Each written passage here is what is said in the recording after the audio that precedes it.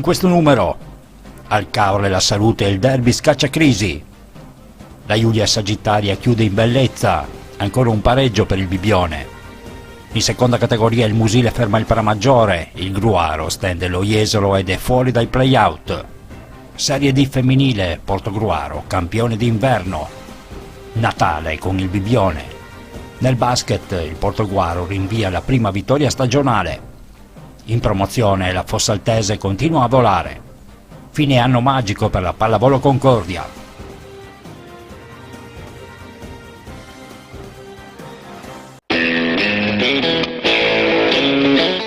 Tiros, la grande moda a Fossalta di Portogruaro. Tiros e produzioni abbigliamento in pelle dei più grandi marchi. Tiros in via del lavoro a Fossalta di Portogruaro. Mercato chiuso e girone d'andata ormai alle spalle. L'ultima partita dell'anno ha confermato i valori già espressi senza particolari scossoni. Il campionato adesso si ferma, si riprenderà il 7 gennaio, una sosta tanto agognata per la maggior parte delle realtà del Veneto orientale. Chi per rifiatare dopo una prima metà della stagione condotta a vele spiegate, chi per cercare di risolvere stati di crisi ormai conclamati ed in alcuni casi inattesi. In eccellenza il San Donato per l'ultima divisione della posta in palio sul campo del San Giorgio Sedico gira a 2 punti dalla vetta, sempre ad appannaggio della Piovese, fermata sul pareggio in un emozionante scontro al vertice dall'Istrana. I patavini sono adesso insidiati anche dal Careni Pievigina, formazione che ha chiuso l'anno in notevole crescendo. In coda, risultato importante dell'Ia Piave di mister Mauro Tossani, che ha travolto in trasferta il Martellago, sconfitta risultata fatale a mister Carrera, sollevato dall'incarico, affidato adesso ad Albino Piovesan. La 15ª giornata del campionato di promozione, per uno scherzo del destino, presentava quasi tutti testacoda che non hanno regalato alcuna sorpresa. Il Fontanelle ha espugnato il campo della Cenerentola Union Sile, conquistando il platonico ma significativo titolo di campione d'inverno, girando a +3 su 1 Pitergina, tornata a correre con il Vedelago. Il calendario regalava anche il derby del Veneto orientale tra Portogruaro e Caorle la Salute, senza dubbio le due maggiori deluse del torneo. Hanno vinto i litorani, partita decisa dagli episodi, con qualche strascico polemico da parte dei Granata. Non basta però attaccarsi agli alibi per giustificare il perché di una crisi tanto profonda che li sta spingendo sempre più verso i play-out. I problemi sono molteplici, dalla qualità non eccelsa dei giovani all'assenza di una vera spalla per Mazzarella, troppo isolato in avanti, con il risultato che la squadra segna con il contagocce. I sogni di gloria di inizio campionato sono ormai tramontati, resta da salvare il salvabile per evitare di dover lottare per la salvezza. Mister, una sconfitta che veramente a questo punto pesa moltissimo. Sì, pesa molto, condizionato un attimino anche dalla terna arbitrale che non so, c'è qualcosa che non mi quadra. Ogni volta che viene una terna qui giocano sempre contro il Portogruaro, non lo so come mai, spero che cercano di mandare delle terne un po' più all'altezza, perché sennò paghiamo sempre a caro prezzo certe disattenzioni arbitrali. Ecco, sicuramente da rivedere l'occasione dell'ultimo rigore, quello decisivo.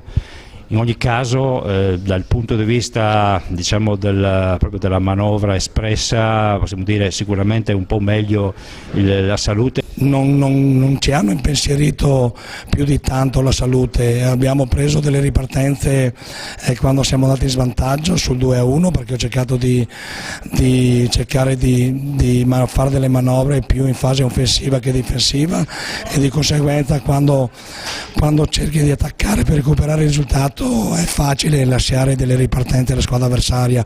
Comunque i miei ragazzi non posso rimproverare niente perché hanno dato tutto.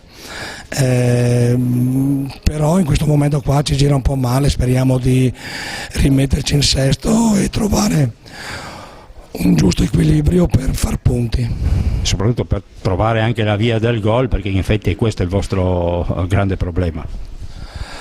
Ma questo grande problema lavoriamo spesso sotto questo aspetto, però in questo momento qui paghiamo un attimino, spero che questo periodo passi più presto.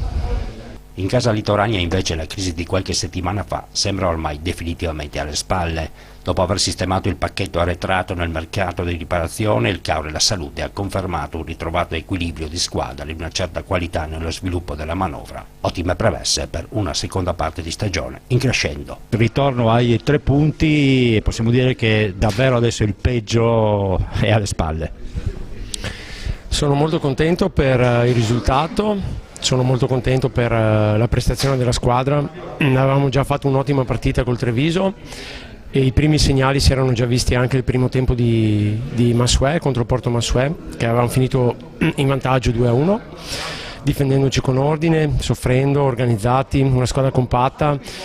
Siamo cresciuti in queste 3 partite da questo punto di vista, grazie al lavoro dei ragazzi e grazie anche ai nuovi innesti. Sono molto fiducioso perché ho rivisto finalmente la giusta mentalità, il giusto spirito, anche abnegazione, impegno e anche una buona organizzazione da parte dei ragazzi. Miglior modo per fare Natale? Sì, confermo, andiamo a farci queste vacanze in maniera più serena, anche dal punto di vista della classifica, ma soprattutto dal punto di vista delle consapevolezze, che stiamo ritrovando unità di intenti, compattezza, stiamo ritornando a essere una squadra forte e che il girone di ritorno si toglierà molte soddisfazioni. Il Portogruaro ha contestato un po' la direzione arbitrale. Non voglio parlare dell'arbitro, sbaglia come sbagliamo tutti, io sono il primo a sbagliare e ci sono state probabilmente delle decisioni da entrambe le parti che si potevano anche discutere, ma a me non interessa, non voglio parlare di questo, guardo solamente la mia squadra, la prestazione della mia squadra. In prima categoria, dove è stata rinviata Fossalta Piave e Cavallino per il grave incidente stradale occorso al portiere dei Lagunari Riccardo Nardin, 14ª vittoria per la Giulia Sagittaria colta sul campo del team biancorossi. 3 punti conquistati non senza sofferenza che alimentano ulteriormente il primato dei nerazzurri, chiamati adesso a gestire il cospicuo vantaggio accumulato sul resto delle contendenti. Il Bibbione invece non è andato oltre il risultato ad occhiali con il Marcon, prestazione scialba rispetto a quanto mostrato nel turno precedente sul campo della capolista, e vittoria che non è più di casa in riva all'Adriatico da 2 mesi a questa parte, contraddistinti da 6 pareggi e 2 sconfitte. Litoranei comunque ancora in zona playoff, confermando le aspettative dell'estate. No, ma allora gli obiettivi del Bibbione Calcio all'inizio dell'anno erano quelli di fare una salvezza tranquilla, quindi quello che stiamo facendo è probabilmente un po' di più di quello che pensavamo. Onestamente però, guardando come abbiamo giocato questa parte del campionato e guardando tutti gli infortuni che purtroppo abbiamo avuto quest'anno, perché non dimentichiamo che negli ultimi 2 mesi praticamente abbiamo giocato con dai 2 ai 3, 2000, 2001 in campo, che stanno facendo benissimo, però è chiaro che qualche giocatore come Fabio Gobato, che l'anno scorso ha fatto 40 gol, non è mai sceso in campo, quindi credo che il mister e la squadra sta facendo un grande campionato e io vedo poi durante la settimana questi ragazzi hanno veramente voglia, hanno veramente abnegazione e spirito di sacrificio per giocare a calcio, quindi i risultati vengono e se non vengono comunque la società è contenta, perché diciamo la verità, un gruppo così di ragazzi che merita la classifica che hanno e forse meriterebbero qualcosa in più. In coda battuta dal resto casalinga del Ponte Crepaldo contro il Badoere, i crepaldini hanno comunque lottato a viso aperto sfiorando il gol in più di una circostanza. Fatale il guizzo di Gasparini proprio in chiusura di prima frazione. Gli uomini di mister Bianco archiviano questo girone d'andata in zona play-out, pronti ad una seconda parte di campionato col coltello tra i denti per emergere da una classifica che sul piano delle prestazioni offerte hanno dimostrato di non meritare. Per la Fossaltese il poker subito nello scontro diretto con il Sant'Elena rappresenta forse la definitiva resa. 4 punti al termine del girone d'andata sono un bottino misero per poter sperare nella salvezza. Servirebbe un miracolo per rientrare solamente nei play-out, un'inversione di tendenza che dovrebbe vedere i biancoverdi viaggiare quasi in media promozione, il che, nonostante i rinforzi del mercato invernale, appare non essere alla portata. Cerchi un'auto o un veicolo industriale? GP Auto è quello che fa per te. GP Auto ti offre una vasta gamma di veicoli industriali ed auto d'occasione e chilometri zero. GP Auto è uno staff di professionisti al tuo servizio, sempre pronti a guidarti nel tuo acquisto. GP Auto a Villotta di Chionsin, provincia di Pordenone, uscita autostradale A28, telefono 0434 630 560. Passa da noi, passa da GP Auto.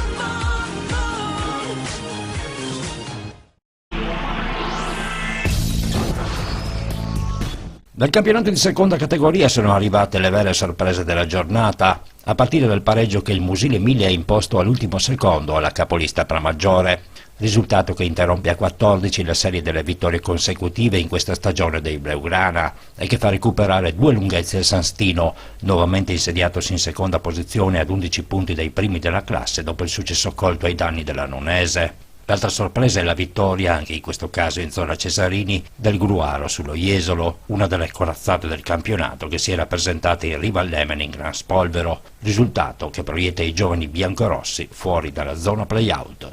Sì, era molto importante per noi chiudere bene questo girone di andata, anche perché, come ha detto lei, è squadra molto giovane, quindi per certi versi inesperta, e battere un avversario di gran lunga, sulla carta almeno superiore a noi, è stato qualcosa di molto motivante anche per le partite future. Ecco, una vittoria che è venuta proprio sul filo di lana. Sì, siamo riusciti a pareggiare fino quasi a fine partita e trovare il gol della vittoria proprio sullo scadere del secondo tempo, quindi secondo me una cosa frutto di grande lavoro anche da parte del mister e della società, perché hanno sempre creduto in noi e nonostante siamo appunto una squadra giovane, comunque non è mai passata l'idea di essere una squadra a livello degli altri. Come siete un gruppo che è cresciuto assieme a partire dalle giovanili? Sì, la maggior parte di questa squadra è 3 o 4 anni che lavora assieme e grazie all'aiuto anche delle persone un po' più esperte di noi siamo riusciti a creare un grande gruppo molto coeso che crede appunto in quello che fa e non molla mai. Ecco, forse appunto il vostro essere fuori dai play-out alla fine di questo girone d'andata è un qualcosa che magari va oltre le vostre, quelle che potevano essere le aspettative della vigilia, oppure voi ci credevate di essere già a questo punto del campionato appunto in questa posizione? Siamo partiti con l'idea di salvarci, però andando in là con le partite abbiamo capito che comunque potevamo fare qualcosa di più di salvarci e abbiamo cercato ogni partita di fare sempre il meglio e di raggiungere i 3 punti, anche se malgrado, per demerito nostro o per merito dell'avversario non sempre abbiamo fatto quello che credevamo. Comunque secondo il mister e secondo noi c'è grande possibilità e ampio margine di miglioramento per il girone di ritorno. Terza categoria all'insegna del Silea, che non ha fallito il facile appuntamento con la Cenerentola Piavon, mentre il Casier d'Osson è stato fermato sulla parità dal Torre di Mosto, che si conferma la formazione di maggior lignaggio del Veneto orientale. In scia alla coppia di testa resta l'Europeo Cessalto, passato sul campo dell'Evolution Team. La Vigor si è imposta all'Altino, operando il sorpasso in classifica e guardando ad una seconda parte di campionato non senza ambizioni. Niente da fare per il Cesarolo, sommerso da una goleada dall'Altobello. Proprio nell'ultimo atto del girone d'andata della Serie D femminile, il Portoguaro, grazie al 9-1 inflitto al Longarone, firmato dal poker di Sara Faletti, dalla doppietta di Albule Nagashi e dalle marcature di Silvia Berardo, Giorgia Fullanis e Giulia Pavan, si è insediato al vertice solitario della classifica, sfruttando il contemporaneo mezzo passo falso del Villorba, fermato sullo 0-0 dall'Albignasego, un risultato che galvanizza ulteriormente l'ambiente granata, sempre più proiettato verso il tanto atteso traguardo della promozione in Serie C. Sì, ci dà grande soddisfazione, abbiamo fatto delle buone prestazioni, subito incominciando bene e ce lo meritiamo, ecco. E la domenica è arrivato un 9-1 con il Longarone, è evidente che avevate veramente tantissima voglia di andare a prendervi questo titolo di campione d'inverno.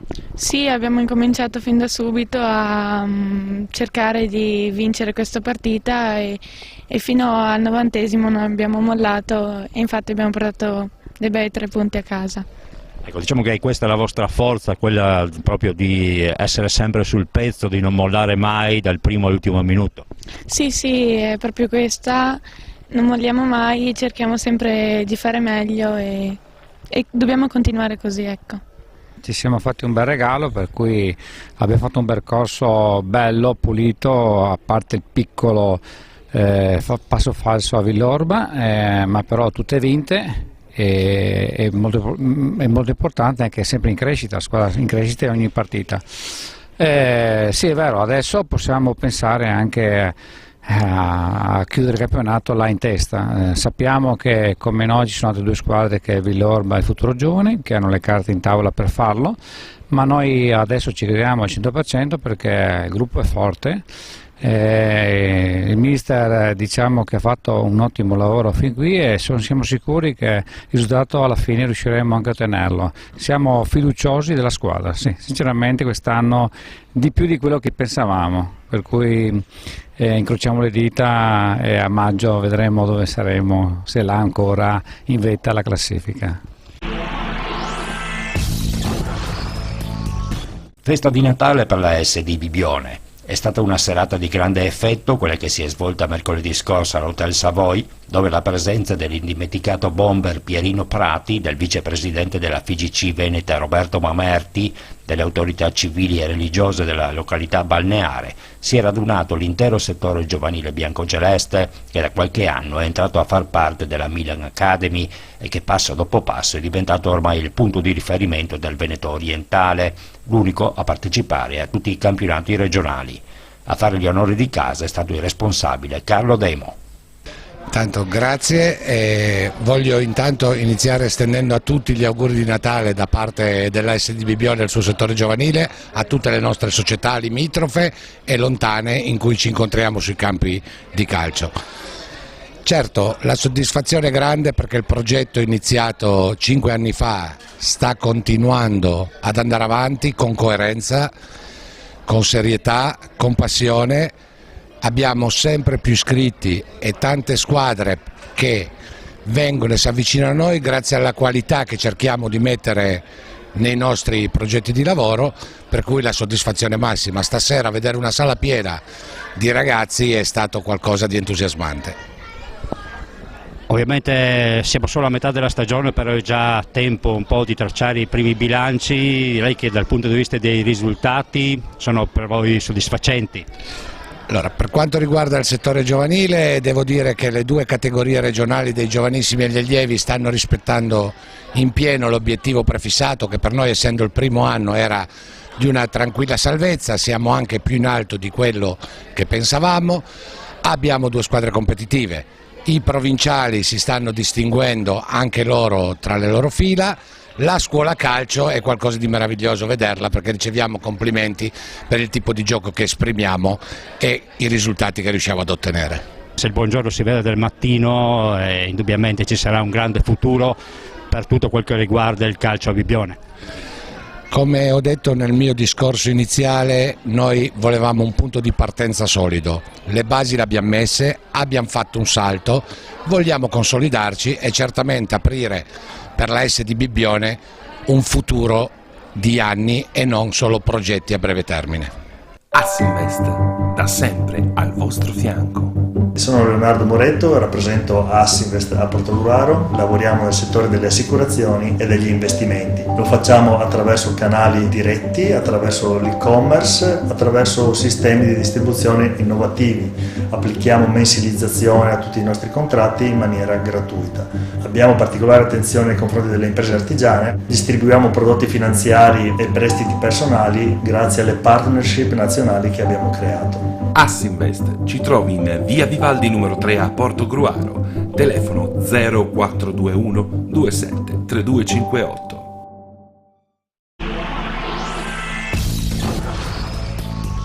Non perde un colpo la Rucker in Serie C Gold. L'imbattuta capolista è passata anche sul campo dell'Europe Energy Verona.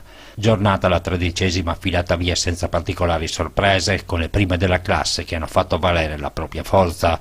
Ha vinto anche Caole sul parquet del Palamare. I gialloblu di coach Ostang hanno comunque dovuto sudare le proverbiali 7 camicie per avere la meglio dopo 2 tempi supplementari sullo Jadran Trieste, inchinatosi nell'ultimo overtime davanti ad una minor precisione dalla lunetta.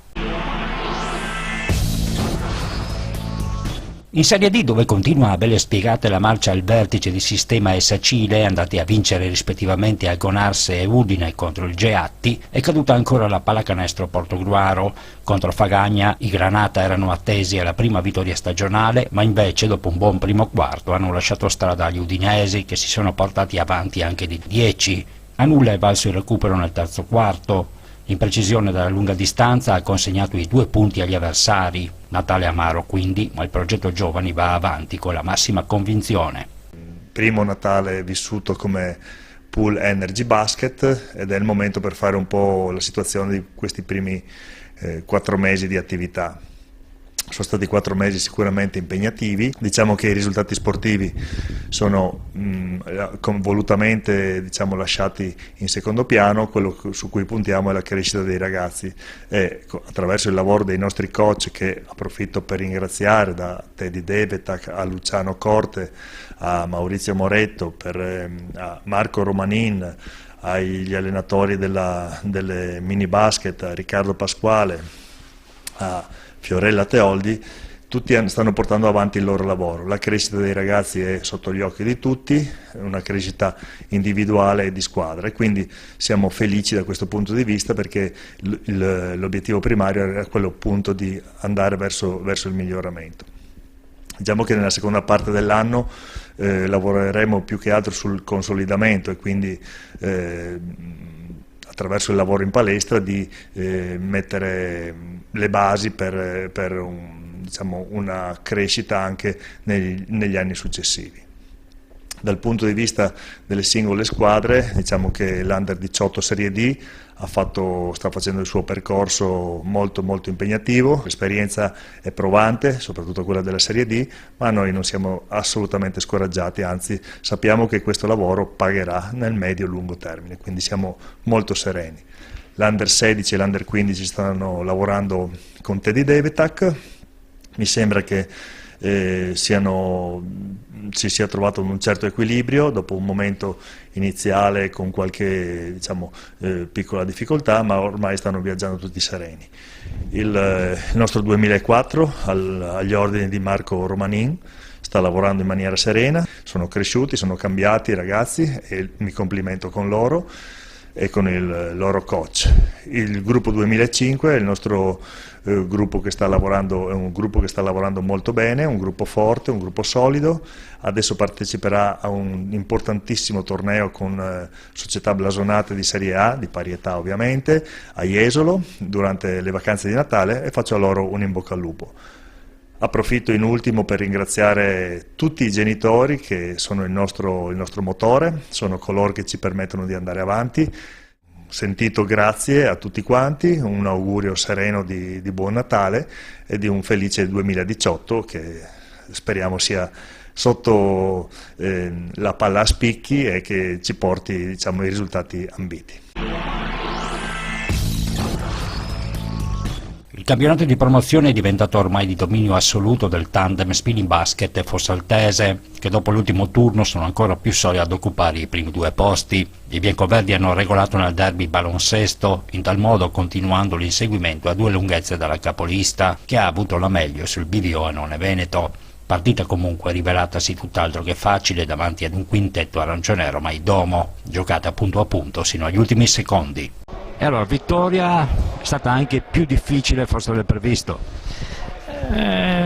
Vittoria sì, più difficile del previsto io direi di no, perché guardando la classifica gli ospiti sì, sono più indietro, ma hanno perso parecchie partite di pochissimi punti e quindi a volte bisogna considerare anche questo, un po' di sfortuna loro, e infatti ci hanno messo in grande difficoltà, bravi loro. Dal mio punto di vista questa sera non era il massimo per noi dal tiro dall'arco, che di solito è una delle nostre armi. Ci mancava anche una buona guardia come Soncin, comunque alla fine è andata bene. Quindi alla fine è andata bene, si continua questo campionato che vi vede lì in vetta all'inseguimento dello Speedy Basket.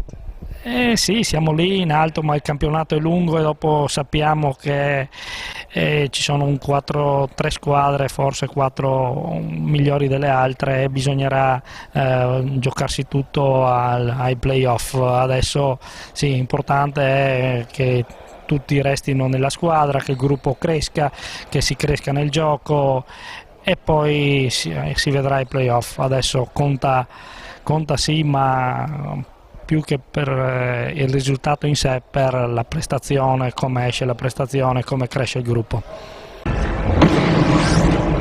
Luci e ombre per la pallavolo del Veneto orientale nell'ultimo turno dell'anno. In Serie C femminile il Sestino non è riuscito a conquistare quel successo che avrebbe significato un radicale cambio di passo nella propria stagione. Gli alimentini hanno ceduto nettamente ad Albignasico, sbagliando completamente l'approccio. 25-8 il primo disastroso parziale, seguito da un 25-20 e da un 25-18 per un 3-0 finale che le lascia sempre nella zona calda della classifica. Nel girone A della C maschile si è invece imposto nettamente il Bibione Mare con la Cenerentola Astra Volley. Partita mai in discussione, i sandonatesi si confermano terza forza del campionato all'inseguimento dei vicentini del Faizanè e del Loreggia, a segno rispettivamente con Mestre e Belluno. Nel girone B 3-0 perentorio anche del Portogruaro con i parziali di 25-20, 25-19 e 25-22 rifilato ai danni del 2 Fresco Volley. I portoguaresi hanno agganciato in tal modo la seconda piazza, 3 punti dalla capolista ad una Volley, rimasta al palo per aver osservato il previsto turno di riposo, in tal modo confermando le più rosee aspettative della vigilia. In Serie D femminile battuta d'arresto per Sandonà e Jesolo rispettivamente a Sedico e a Susegana. Litorane è agganciata in classifica dalla Pallavolo Concordia che al Pala Valerio ha inanellato la terza vittoria consecutiva, questa volta per 3-0 al cospetto dell'Aurora Volley.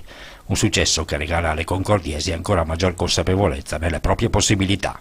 Sì, finalmente sono arrivati i 3 punti che tanto speravamo, il terzo successo di fila come hai appena detto. Il nostro obiettivo è quello della salvezza e diciamo che abbiamo chiuso l'anno bene.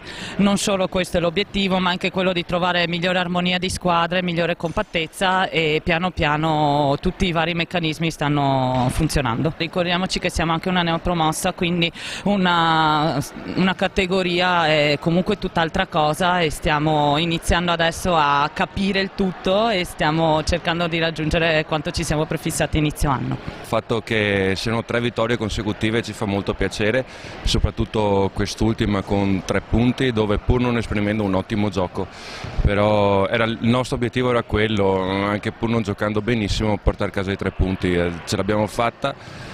Stiamo risalendo la classifica, questo è l'obiettivo principale, cioè il quintultimo posto, quello che ci interessa per poter salvarci. Stiamo lavorando bene adesso, finalmente, senza infortuni, senza problemi vari che hanno avuto le ragazze fino adesso, e quindi siamo decisamente sulla strada giusta. Auguriamoci che dopo la sosta natalizia continui così il nostro trend. Ecco, infatti si va a far Natale nel miglior modo possibile. Sì, l'avevo chiesto alle ragazze durante la settimana, ho detto dopo le brutte sconfitte che avevamo subito per 8 giornate consecutive, e dopo le 2 vittorie avevo chiesto alle ragazze una prova soprattutto di carattere, e così è stata. E quando le ragazze fanno quello che gli chiedo, io sono la persona più felice del mondo. Quindi un buon Natale a tutti, anche a te e anche ai telespettatori, e ci vediamo con l'anno nuovo.